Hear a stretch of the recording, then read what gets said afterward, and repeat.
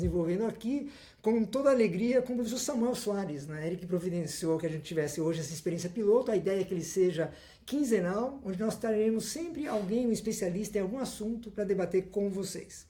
E para escolher justamente o primeiro assunto, nós trocamos e-mails com a professora Heloísa Paich, que era socióloga da Faculdade de Filosofia e Ciências da Unesp de Marília. Qual seria o primeiro tema? E ela gentilmente encaminhou um texto para mim. Quando eu abri esse e-mail, né, já tomei uma surpresa muito agradável, porque o título do texto é O Êxodo dos Judeus do Oriente Médio.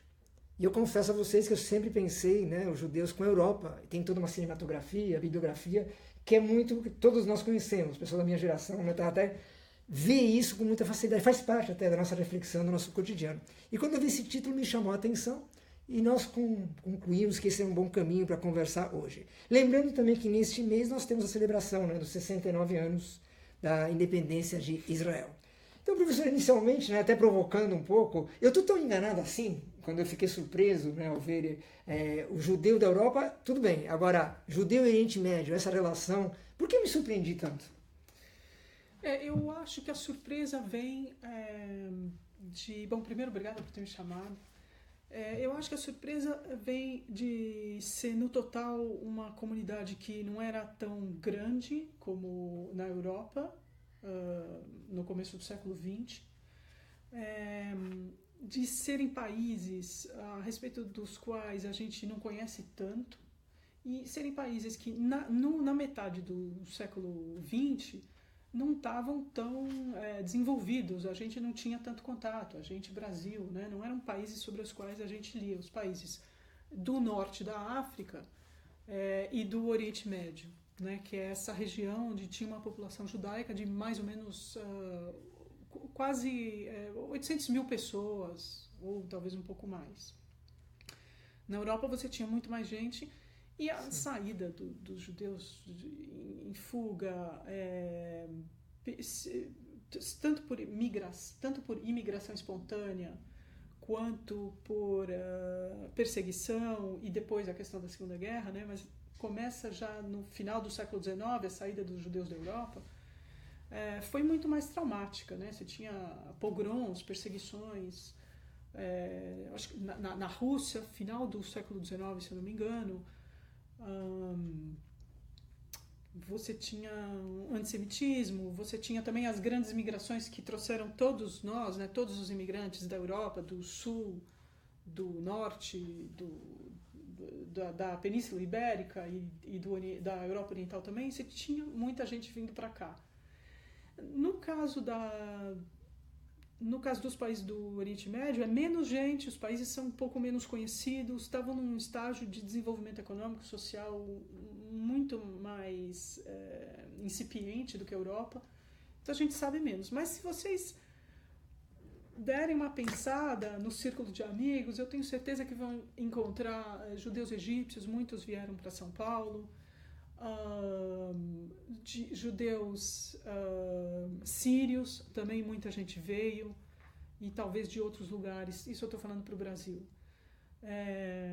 Até no texto eu falo, judeus do Marrocos foram muitos para Venezuela, e agora com todos os problemas, tanto econômicos, quanto políticos, quanto perseguição antissemita especificamente, acabaram indo para os Estados Unidos, para outros países, os judeus venezuelanos. Mas muitos judeus venezuelanos descendem de judeus marroquinos que saíram. Acho que eu precisava contar um pouquinho, né? Pois não, fica à vontade, sim. Por quê?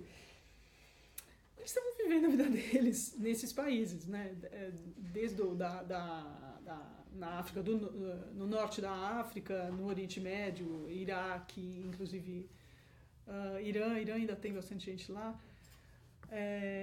E quando acontece a Guerra de Independência israelense, que foi em maio de 48, os países da região não apenas declaram guerra a esse novo Estado, mas começam um processo de expulsão dessas comunidades, que começam a perder. Cada uma tem a sua história, mas perdem propriedades, perdem direito de trabalhar em certas profissões, e algumas são expulsas mesmo.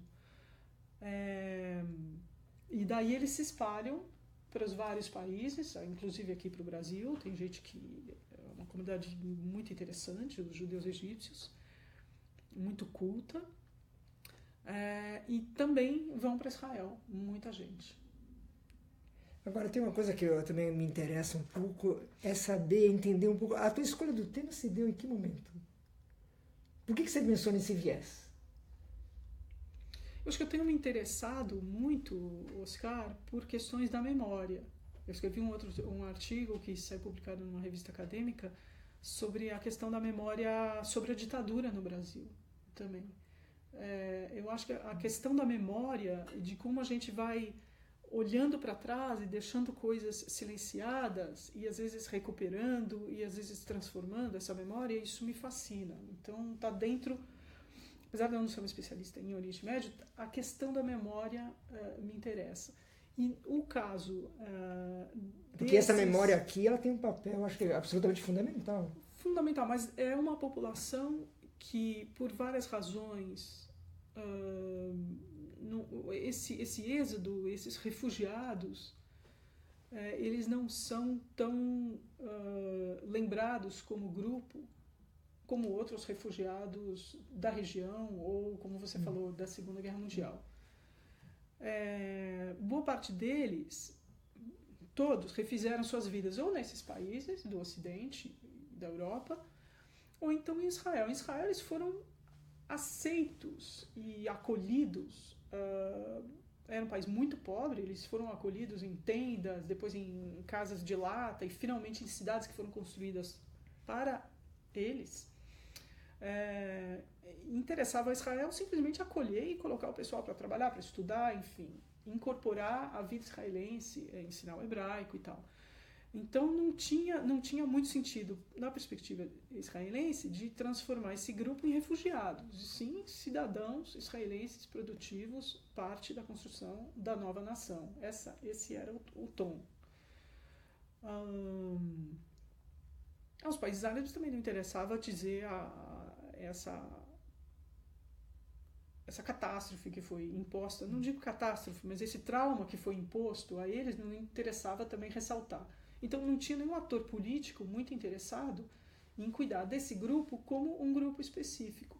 Agora, depois de 1 ou 2 gerações, existem movimentos de pessoas que falam, não, peraí, eu tenho laços com esse outro país, eu quero reparação, eu não quero valorizar minhas origens culturais, etc, etc. Em tempos recentes tem, mas isso é uma coisa recente em Israel. Em termos de futuro, a gente está olhando, aliás, o subtítulo do texto era isso, né? Testemunhas de um passado arcaico. Colocando isso não pelo retrovisor, vamos dizer assim, não olhando para trás, mas pensando isso para frente. Como que você imagina que essas relações vão se dar? Até porque, explicando melhor a pergunta, né? Eu sinto que a gente vive um momento que, por um lado, você se integra nos grupos, isso é importante, e por outro lado tem uma coisa dos egos também, né? Eles estão se inflando.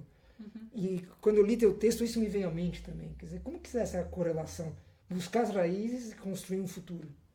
Inclusive numa perspectiva política, né? Que você mencionou muito rapidamente. Né? Eu acho que Israel é uma coisa que está muito equacionada, né? Como aqui você se assimila, mas busca algumas especificidades, busca resgatar, legitimar algumas práticas culturais, tal, que talvez tenham sido um pouco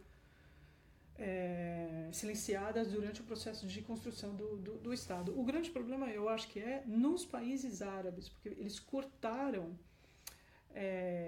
laços com essas comunidades que estavam presentes lá desde antes do grande êxodo judaico que aconteceu quando os romanos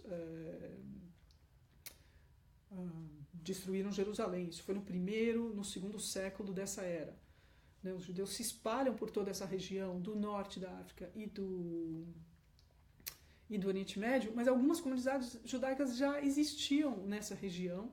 Elas aumentam com a invasão romana e essas comunidades estavam lá desde essa época. Nós estamos falando de 2.500 anos atrás. Nós estamos falando de comunidades que estão na região antes da era cristã, e comunidades que permanecem seguindo os seus princípios, mesmo depois da conquista islâmica na região. São comunidades que eram testemunha da complexidade da região, dessa cultura em camadas. Quando você vai para Israel, imagino que nos outros lugares também, você se depara, parece que você está num tempo, aqui depois anda 3 quarteirões e está em outro tempo. Israel, para ter uma ideia, tem uma comunidade dos judeus samaritanos que estão lá na região desde uma época anterior ao exílio babilônico, que é aquela história que a gente ouve na Bíblia.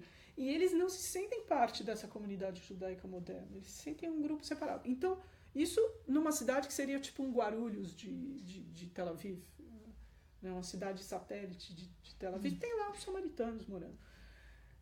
Testemunhas de um tempo pretérito. Então, as comunidades judaicas no norte da África e no Oriente Médio eram testemunhas desse tempo, testemunhas das sucessões de conquistas, de transformações, de invasões, de domínios que ocorreram na região, que é muito diferente da gente aqui. Que a gente tem essa sensação de que chegou e todo mundo igual, cada um gosta de macarrão, outro gosta de sushi, mas basicamente é todo mundo igual. Quando você chega no Porto Santos, você vira brasileiro e acabou. Lá, aqueles grupos são de lá. E esses grupos judaicos eram testemunha dessa história presente. Então, o grande problema que eu vejo não é tanto em Israel, mas os países árabes não terem essa memória viva do que eram essas regiões e, a partir daí, da onde que se quer ir. Eu acho que é um trauma, que eu falo no artigo, é um trauma mais para a própria região do que para esses grupos especificamente. Agora, tem uma coisa curiosa, você é uma especialista nisso, você acompanha, você vive isso, a questão das redes sociais, você já escreveu várias vezes sobre isso, é uma preocupação até de diálogos que a gente tem. Isso em termos de mídia, ou de rede social, ou de internet, você chegou a visualizar preocupações nessa linha que você está colocando para a gente? Manifestações de alguma maneira com essa preocupação? Com esse sentimento, essa percepção de mundo?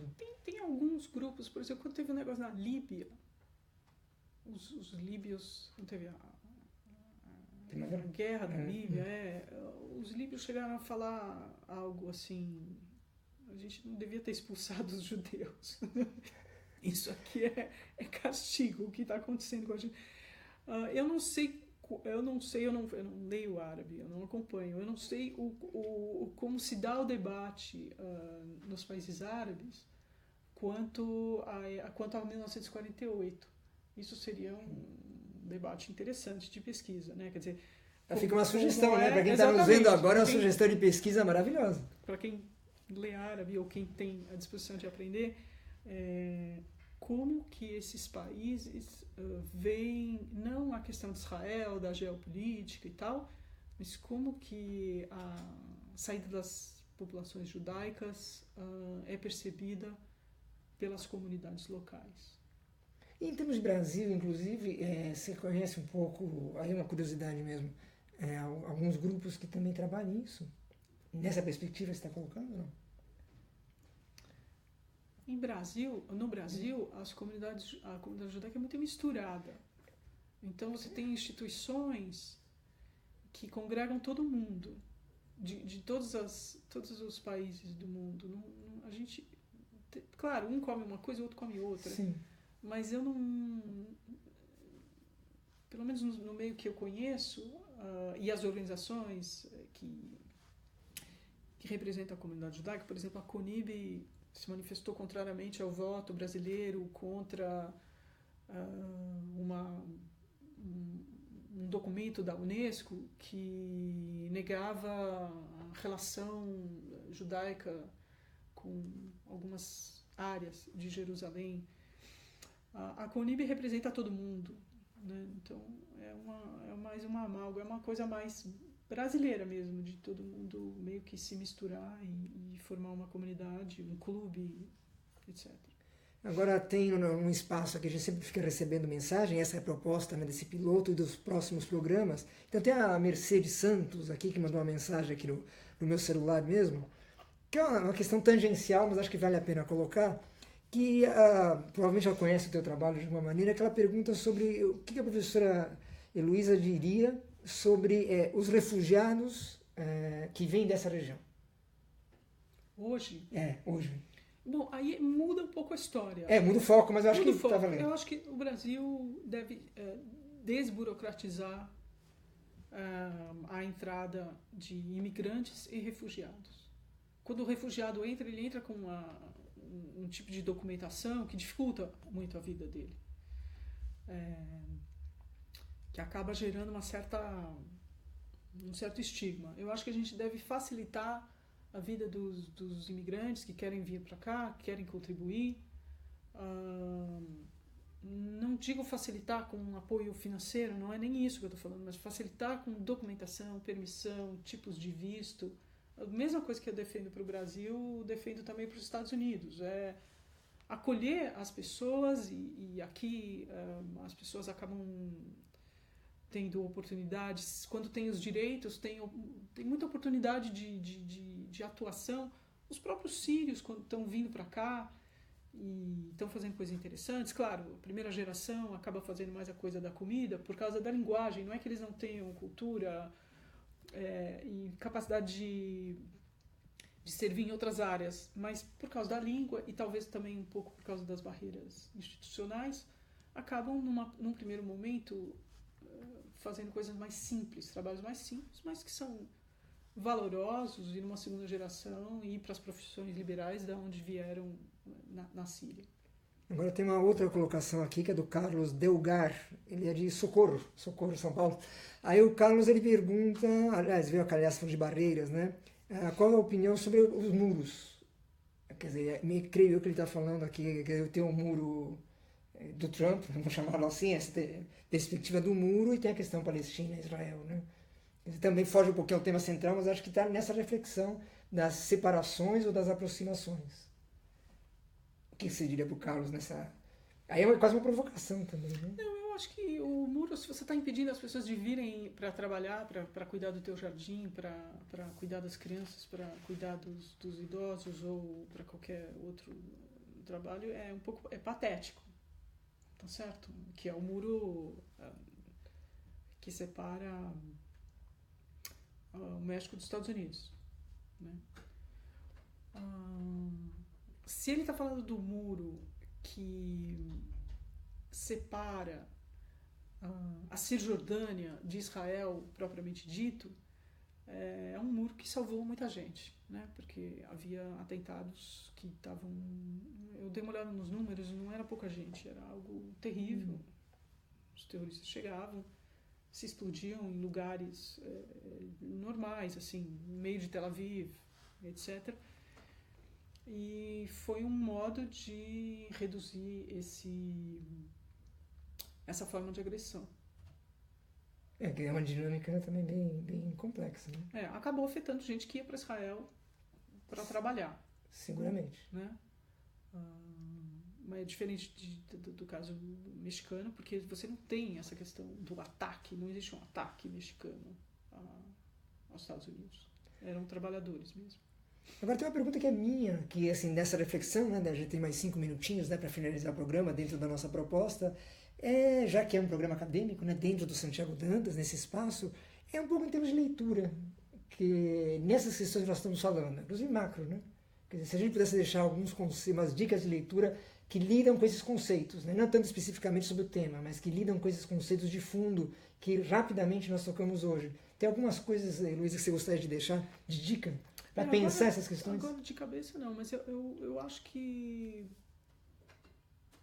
Como é que é? Gilbert, eu acho que tem um livro sobre a história de Israel, eu acho que seria uma boa leitura. Eu aconselho quem tem... Eu aconselho a leitura do Haaretz, que é um jornal de esquerda israelense, que vai... Mas é muito informativo, é muito profundo, tem articulistas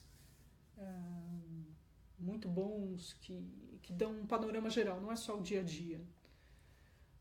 Então eu aconselho a leitura do Haaretz.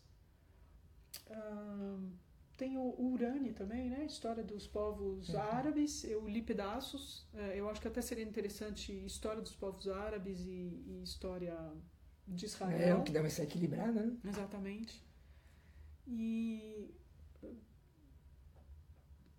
aí, se interessando e vendo que tem a literatura também.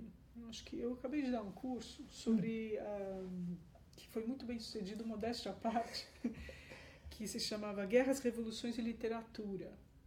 E os alunos, cada dia, eles tinham que ler uma obra de literatura e uma obra de referência histórica para dar o contexto daquele negócio.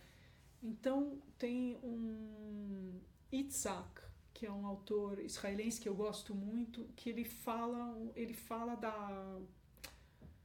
Nos contos dele, ele descreve um pouco a alma israelense. Não que eu conheça a alma israelense, mas para mim me pareceu a melhor descrição que eu já vi dos dilemas do povo israelense, e ele é daquela época. Ele escreve aí nos anos 40, ele fala também da Guerra de 48. Então acho que ficam as referências, e Israel é sempre muito polêmico, né? Tem algum filme, por exemplo? Não, eu acho que... você gosta? Que acaba esbarrando nessas questões? Pensando... Tem um filme sobre o êxodo iraquiano, mas é um pouco... O filme é bom, conta a história, eu acho um pouco nacionalista demais, um pouco... Mas eu acho que quando se fala em Israel e no povo judeu em geral, eu acho que o bom é sempre olhar os fatos. Então busca os fatos, enciclopédias, documentos, busca saber os números, busca saber, olha os mapas.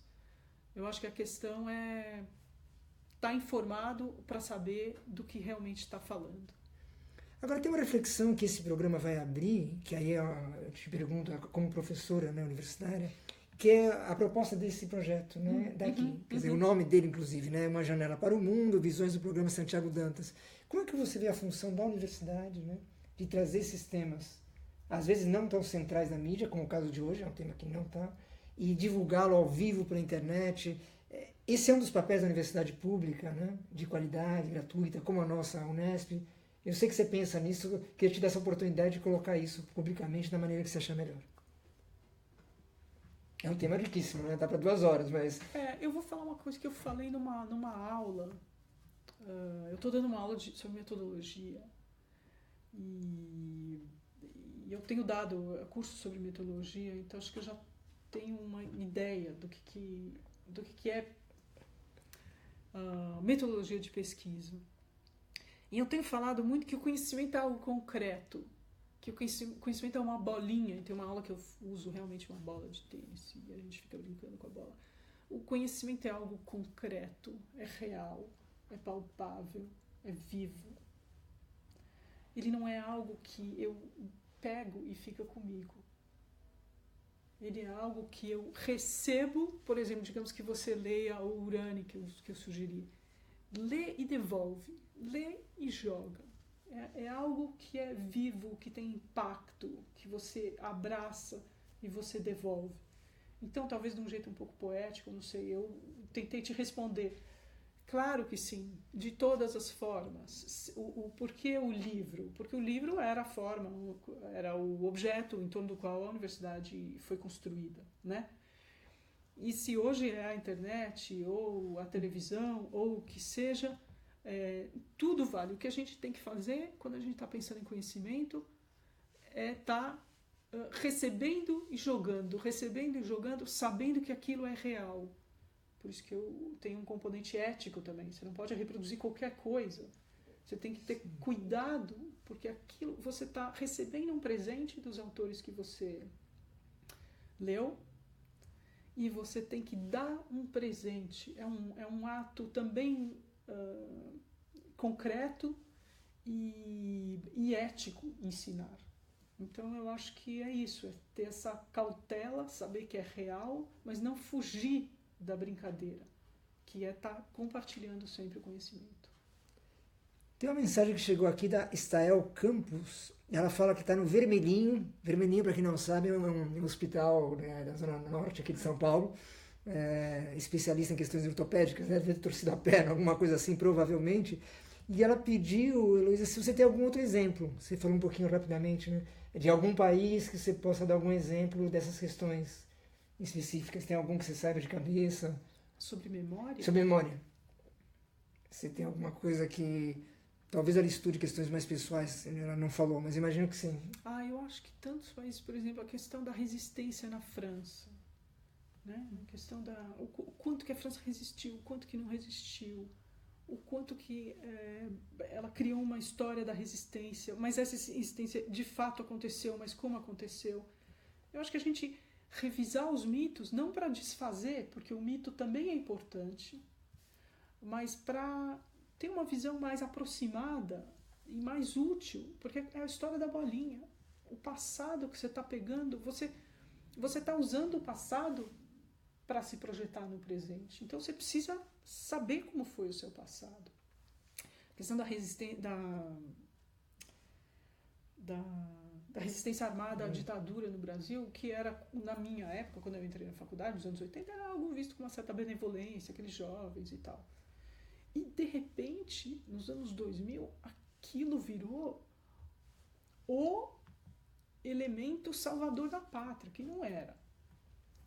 Então, aí foi um revisionismo que eu acho que foi um revisionismo equivocado mesmo. E é preciso que a gente volte a olhar tanto a resistência quanto o próprio golpe de 64, falando, tá, o que aconteceu aqui? Aonde erramos? Aonde fizemos a coisa certa? Porque se a gente não faz essa reflexão, a gente olha para o presente e fica o jogo de futebol um pouco que a gente vê na internet. Eu não tenho nada contra, vamos continuar jogando um jogo de futebol, vamos continuar debatendo uns com os outros, não é isso. Mas enriquecendo, digamos assim, o debate a partir de uma reflexão mais profunda. Não sei se eu respondi ela, se é isso que ela queria dizer. Vou ver se ela está online, senão ela me manda uma mensagem. Mas todos os povos devem sempre olhar para trás para aprender. Ela respondeu aqui, ó. Primeiro ela falou que ela fraturou a fíbula. A fíbula, acho que é perto do perônio, né? Se não me falha a memória, nos meus estudos, acho que é na região do perônio. Se alguém souber, manda uma mensagem, mas eu acho que é isso. E segundo, ela disse que sim, né? Que está satisfeita, né? Com a sua resposta. E tem aqui o João Carlos Dias, que eu queria saber mais sobre você no sentido da tua área de estudos, de pesquisa, especificamente. Boa pergunta. É mais acadêmico, ele deve ser mais acadêmico pelo jeito, né? Parando de jogar a conversa fora, é uma coisa mais acadêmica. Eu acabo estudando muitas coisas diferentes, então esse é um dos problemas da minha carreira, eu não tenho um foco muito definido. Eu estudei muito tempo meios de comunicação, acho que o grosso da minha carreira acadêmica foi sobre meios de comunicação, novela, depois internet, o uso de celular em protestos aí de 2013 a 2016. A minha filiação acadêmica é nisso, por exemplo, estou indo agora para o congresso da International Communication Association, eu me sinto bem lá. Estou começando a estudar o livro. O livro como meio de comunicação. O livro em São Paulo, até por uma certa dificuldade de compreender um pouco o que está acontecendo com essa pluralidade toda de meios de comunicação contemporâneos. Eu falei, não, deixa eu voltar um pouco às origens, talvez, né? Me fala mais disso, eu fiquei curioso agora. Não.